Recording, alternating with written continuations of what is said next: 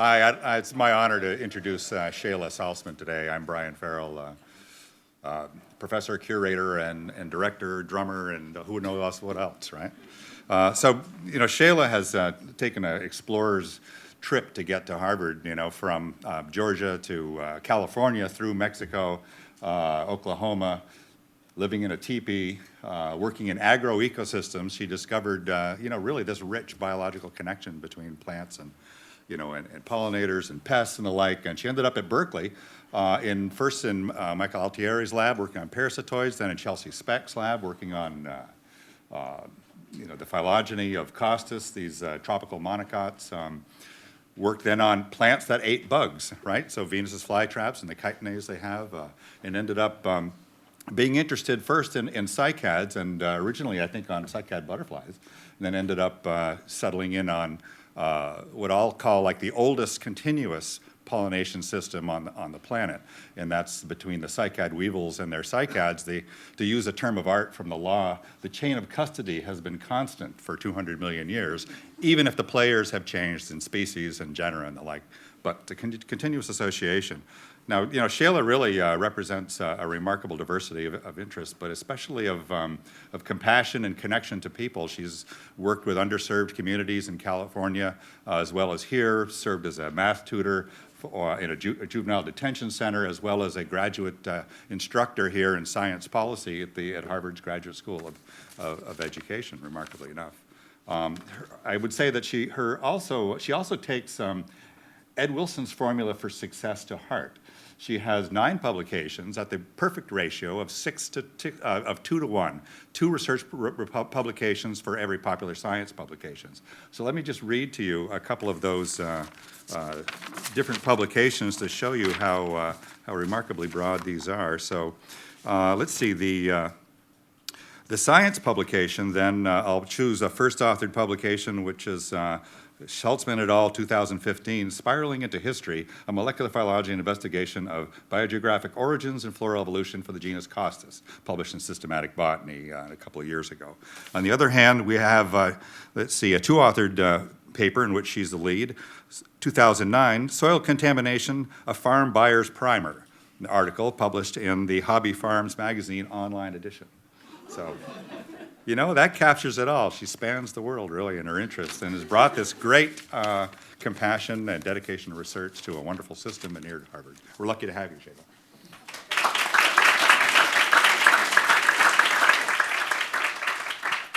Oh, thanks, Brian. So if you guys have any questions about buying used farm land, let me know. We can talk about something in 10 minutes. So I'm going to talk today about some of the mechanisms that I've worked out in this strict pollinator mutualism that I study in Zamia cycads and their weevil pollinators. A strict pollinator mutualism just means that both species rely on each other, and this is actually somewhat rare in biology. The most famous examples of which that you may have heard of are the fig and the fig wasp, or the yucca and the yucca moth. But I like to use this photograph because it highlights what's unique in my system, and that's that this is a gymnosperm. So this is the reproductive structure right here, much like it's a cone, much like a pine tree. And when we think of pollinators, we don't usually think of cones, we usually think of flowers. And conversely, the idea that gymnosperms are wind pollinated was so prevalent for so long that this mutualism was overlooked for quite some time, even though there were a number of historical records mentioning the presence of the weevils. When you have a great system like this where you know that there's some reliance on each other, it's a great way to ask all of your questions, to frame them all, using this idea of coevolution. And you would approach coevolution, it can be defined as reciprocal evolutionary change in both lineages related to the relationship. And you can approach it in a handful of ways. You can ask how and why are the organisms interacting. You can look for evidence of phenotypic evolutionary change, evidence of genotypic evolutionary change, and of course you can use phylogenetics to ask sort of how did we get here. So I start by asking how and why are these organisms interacting? And remember, for a long time we thought they were wind pollinated. But thanks to 2 really great and thorough studies that were done in the late 80s, there were 2 different groups of researchers working on 2 different species of Zamia. And they found that the plants are completely reliant on the insects for pollination. So if the insects are excluded, 0 seed is set. So there's no reproduction. If the insects are allowed in, it approaches 100%. So they're not just they're very efficient, right? So they're necessary and efficient. And in both cases, the pollinator was in this genus Rhopalotria, which is our guy here. In one of the cases, this was done in a conservation garden. It's a good time to mention that the plants are all considered threatened to endangered. And they noticed that this weevil stayed faithful to its host plant, even though closely related plants were growing nearby. So they thought these weevils may be species specific. So that group of researchers went a little further and described the life cycle of the weevil. And much to their surprise, they found that the weevils are completely reliant on the plant as well for life cycle completion. So there's 10 months out of the year when the host species of plant is not reproductive, so it doesn't have a cone present. And during that time, the weevil is in diapause. Even in this conservation garden where there are closely related plants that are potential food and housing sources growing a meter away, they stay faithful to their host plant. So I'll walk you through it briefly. The weevils spend their entire life on this male cone. They feed on it, they breed on it, they lay their eggs in it. The larvae develop inside the cone scale. So they're hollowing out the cone scale of the plant, which is key because they're not eating the pollen. This is tissue that is useless to the plant once the pollen has been released. The cone is going to die, so there's no negative effect on the plant. If one larvae encounters the other, he cannibalizes it so that only one ends up inside each cone scale, and this is the stage that it would go into diapause for 10 years, or for 10 months if the plant was ending its reproductive cycle. It pupates, emerges, and starts the cycle all over again. What we don't know is that at some point they visit the female cone, and we don't know why. They don't feed on the female cone, they don't aggregate in large numbers. We don't know what induces them to leave their happy home where all their friends are hanging out and go here. So that's where I come into it. Here's some of my pictures of the same system just to give you a little bit closer idea. One thing I want to point out is this is a male plant with tons of cones, and the weevils are preferentially attracted to a cone at a certain stage of development in the plant, and this is just prior to releasing pollen. You can see if you crack the cones open, there's tons of frass and feeding little nibble marks. Here they are, they're having a party all over the cone. This is the female cone that's cracked open and ready to receive pollen, our little guy covered in pollen, and you can see here that if you crack the cone open, he's standing on top of one cone scale, and there's the pollen sacs on top of it. So this is what we knew from the 80s until now, that we have two species where this is the case, two species pairs where this is the case, and potentially they're species specific. We know that this weevil is across most of the range of Zamia that we've studied so far. So I'm thinking, all right, there's clearly got to be some selective pressure for the insect to find its host plant. Every life cycle cue is tied to finding its host plant. So this is what and describing the mechanisms of how and why this relationship is persisting and existing, I want to look into some of the details of that. So first I ask, what do the plants smell like? For this I use headspace collection methods. This is very simple. There's an inert plastic bag that I've put over a male cone that is releasing pollen. This little tube here has adsorbent material inside of it, and then there's a vacuum coming off of it. So I'm pulling the air from around this cone for 45 minutes through this tube to gather the volatiles that the plant is producing. I'm then going to use a solvent to elute them from this and analyze the results with gas chromatography mass spectrometry, which I'm just going to call GCMS. Very oversimplified, what GCMS does is takes the 15 to 20 compounds that the plant produces and separates them so that I can ask questions about individual compounds. But I don't care so much what the plant smells like. What I care about is, what do the weevils smell? And so for this, I want to ask, what are they physiologically capable of perceiving that the plant produces from all of the things the plant produces? So I'm going to couple that GCMS I talked about, which is this normal setup here, with something called electroantennograph detection. And the way this works is that I'm separating the compounds, as I normally do, and at some point, half of the sample is traveling to the mass spectrometer where we're analyzing information about it. The other half of the volatile samples are coming down this tube and being bathed over this antennal prep that you see here. So these are two electrodes. Each paddle is a separate electrode, and this weevil was alive moments ago when I chopped his little head off and put the head on one side and the antennae on the other side. And the way the antennae work is that if there's a volatile compound that bathes across the antennae that the weevil is actually capable of perceiving, it's going to close that electrical circuit and cause an electrical charge.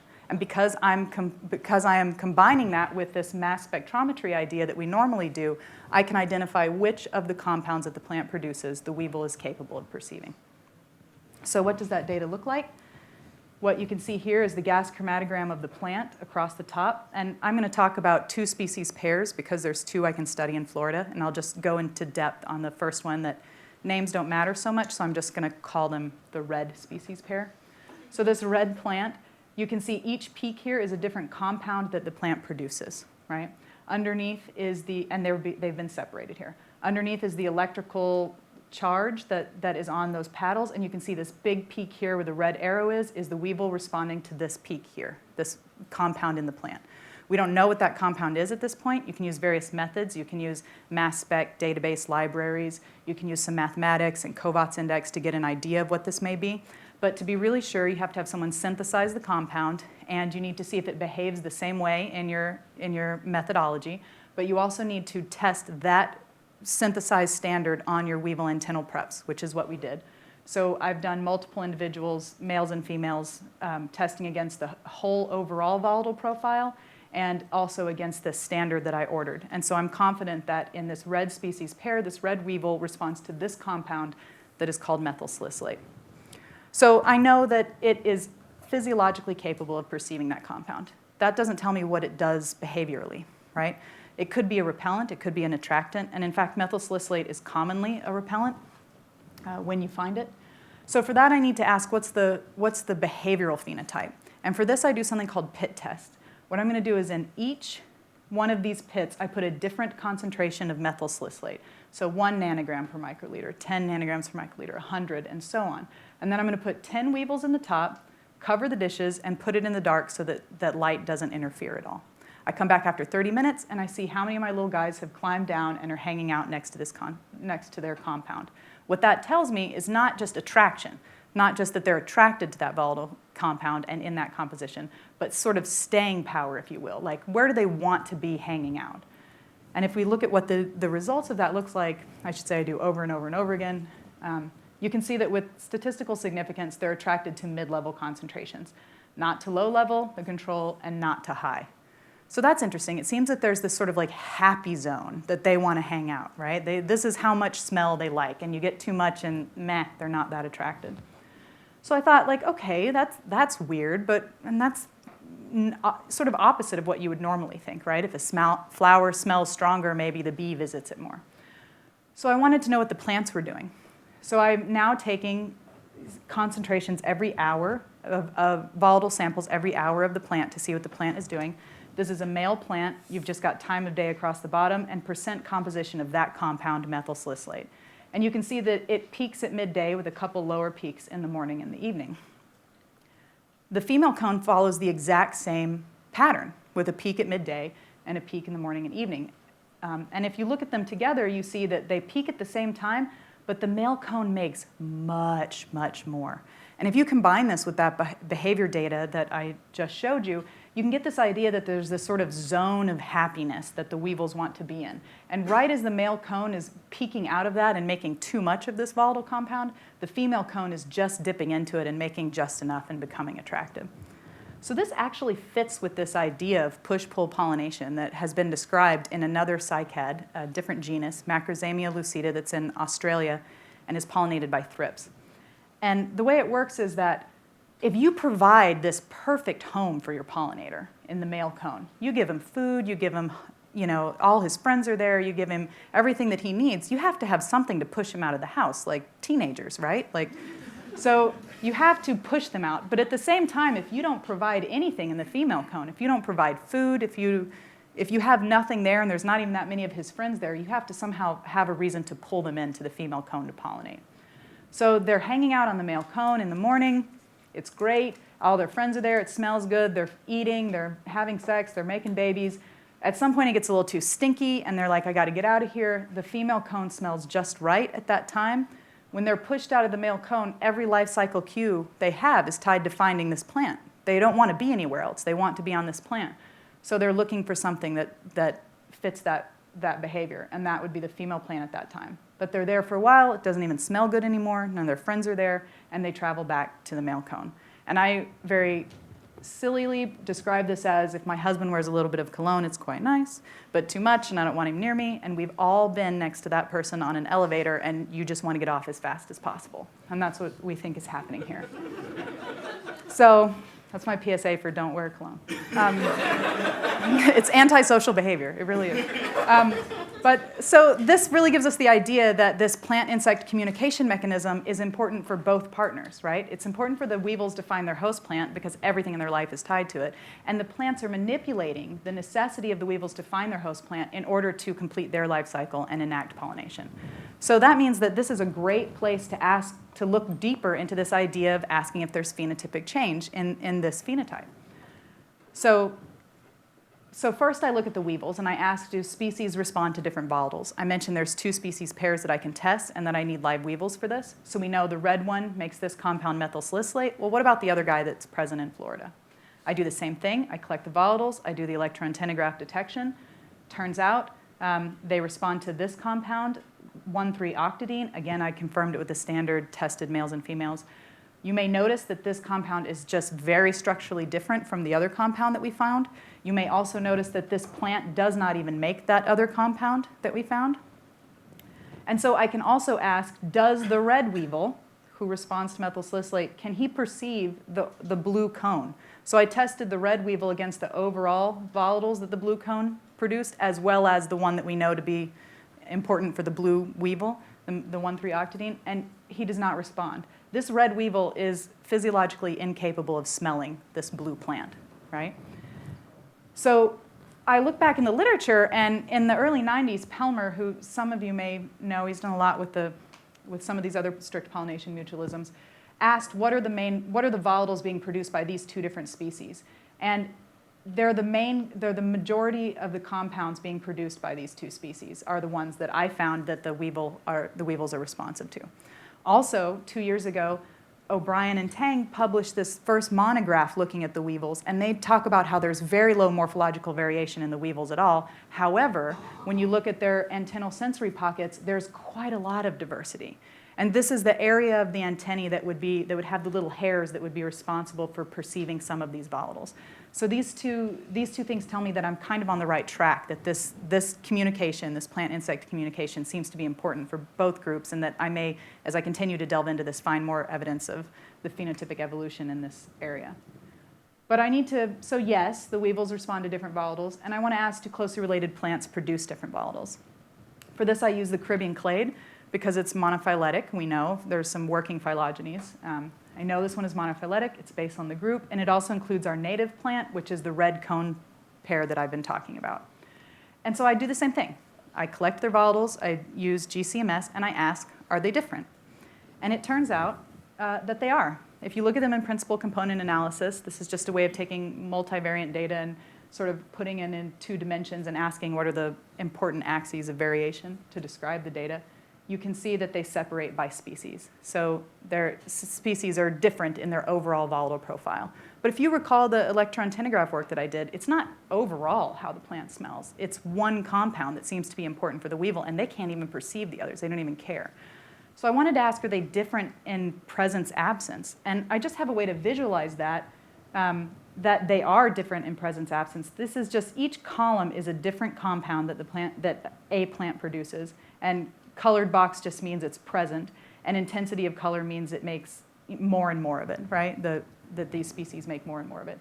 And you can just see that there's a lot of variation, that the plants are very different. And I should point out that some authors even call many of these plants the same species. So we're seeing that there's these sort of populations diverging in volatile profile. And it also gives me an idea of which volatiles may be important. Like, for instance, this guy is the only one that makes this one, and he makes a lot of it. This guy's the only one that makes this one. He makes a pretty good amount, and so on. So maybe those are the ones that the weevils respond to. But what's biologically relevant in the system is if you're a weevil and you have choice, right, 2 closely related or geographically close species, do they smell different? And so I can ask that also. I have 3 cases where that's the case in the Caribbean. I have here on Long Island, and you can see that they separate in principal component and also this idea of individual peaks. It's also the case on Jamaica, and it's also the case here in Puerto Rico. So yeah, closely related species do smell differently. And just to give like a brief summary of what this mechanism that we've worked out is, this plant-insect communication is clearly important for both partners, the weevils, because they need to find their plants to complete their life cycle, And the plants need to use the weevils to pollinate and complete their life cycle. We see a little bit of phenotypic evolutionary change in response to plant volatiles in the weevils that I'm able to test. And we see evidence of this phenotypic evolutionary change in overall volatile profile that the plants are producing, as well as in presence and absence of individual compounds. So if we go back to this idea of looking at everything in this framework of coevolution, I'm doing a little bit of this. I've described quite a bit about how and why are they interacting. I've begun looking at this phenotypic change, and of course I'm going to look at other phenotypes in the group and see how those compare to this volatile response phenotype and volatile production phenotype in the plants. I'm looking for evidence of genotypic change with transcriptomes across all the plants in that Caribbean clade. And then, of course, building phylogenetic histories of the two groups and seeing what information I can get there. So I'm trying to have this overall view of this system and see what information I can get from it. And with that, I just want to say that by definition, we are all very lucky because we're here and we're safe and we're doing things that interest us, hopefully. But I think that I'm maybe the luckiest person in the room. I have a bunch of really great people on my team. I have awesome advisors in Robin and Nomi. I have this great conservation garden where they have all of my plants, which I mentioned are endangered, and the insects are only out 2 months out of the year, so it's not an easy system to work on. And I have an incredible committee that works great for me. That's with Brian and David here, and then also Dennis, who's the psych head guy down at New York Botanical Garden. And of course, I just recently had this adorable baby. And I think most importantly, all of these people are really fun and funny and creative and interesting, and every one of them is very supportive, and they're all really fun to go have a drink with, except Laurel, who's a nightmare right now to go have a drink. So she won't be at the celebration at the end. But so thank you all very much for being here and being supportive, and I'll take any questions if anyone has any.